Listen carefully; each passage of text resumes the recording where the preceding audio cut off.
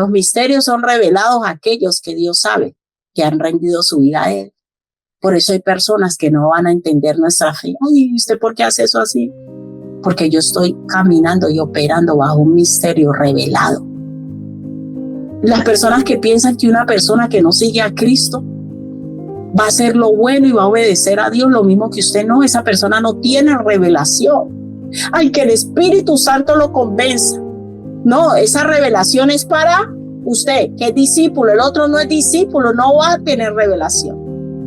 Dice, fue revelado a sus apóstoles y profetas por el Espíritu. ¿Quién es el que trae la revelación de la palabra y de los misterios de Dios? El Espíritu Santo de Dios. Denle un aplauso al Espíritu Santo.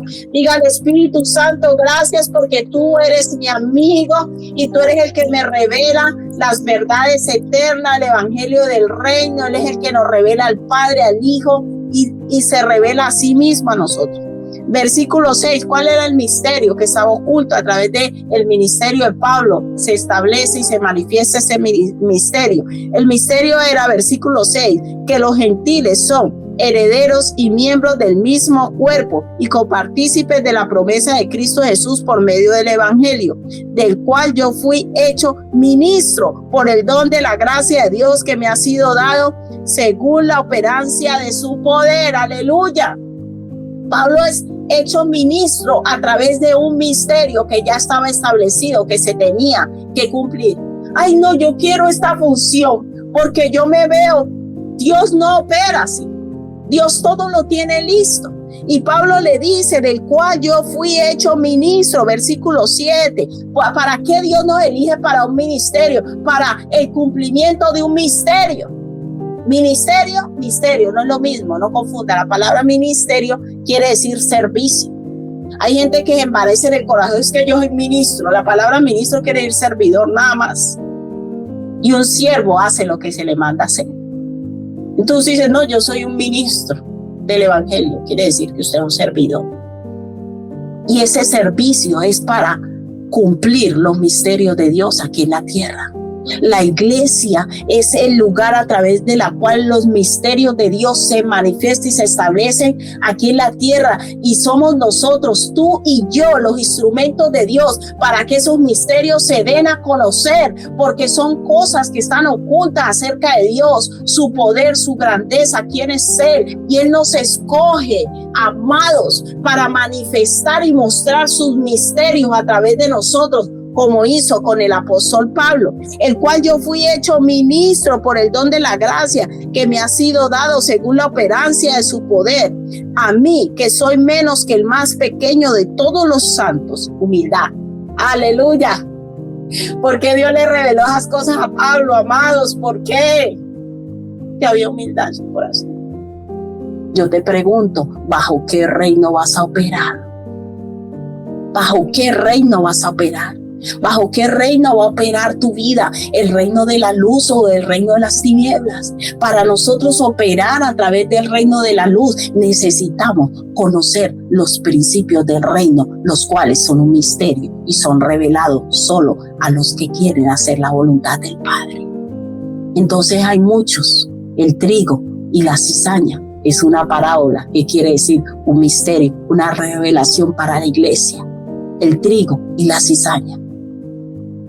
Hay personas que parecen trigo, pero son cizañas. ¿Sabe por qué? Porque si usted no quiere vivir conforme a la voluntad de Dios y usted no sabe a qué reino pertenece, quiere fingir que está en el reino de Dios, pero aplicando los principios de las tinieblas, del reino de las tinieblas, usted es cizaña. ¿Quién lo dice? ¿Yo? No, lo dice la palabra de Dios. Se camuflan en medio de la iglesia, aparentando que son trigo, porque el trigo da fruto, la cizaña no.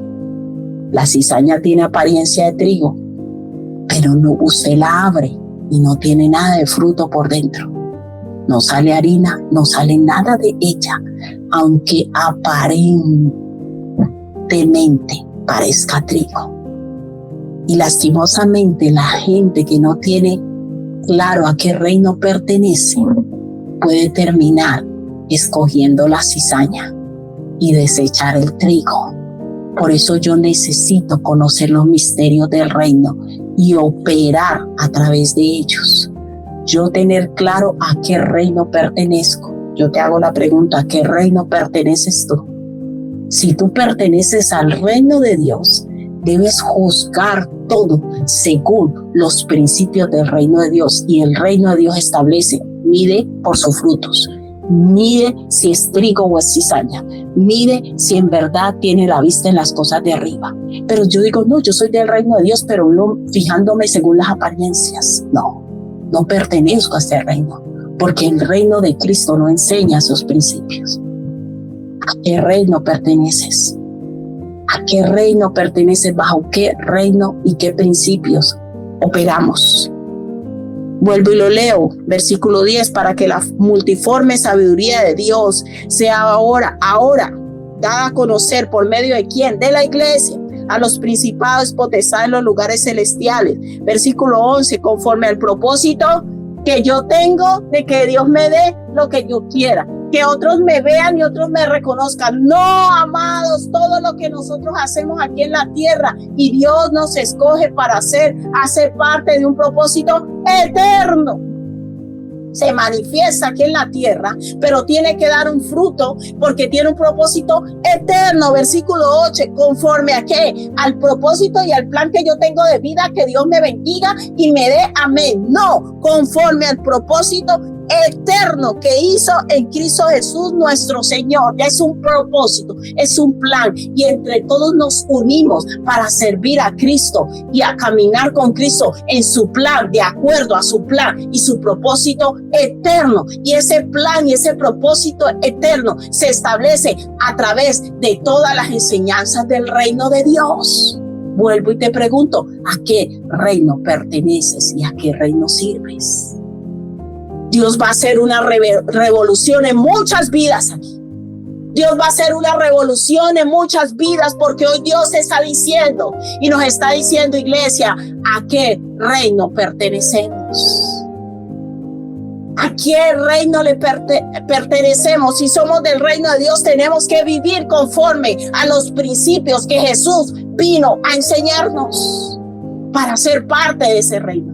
Y cuando yo decido vivir conforme a lo que Dios establece, juzgar conforme Dios juzga, hacer las cosas como Dios dice, es que yo empiezo a ser parte del reino y empiezo a hacer luz en medio de las tinieblas, no por causa mía, sino por causa de aquel que ya estableció cómo yo debo vivir.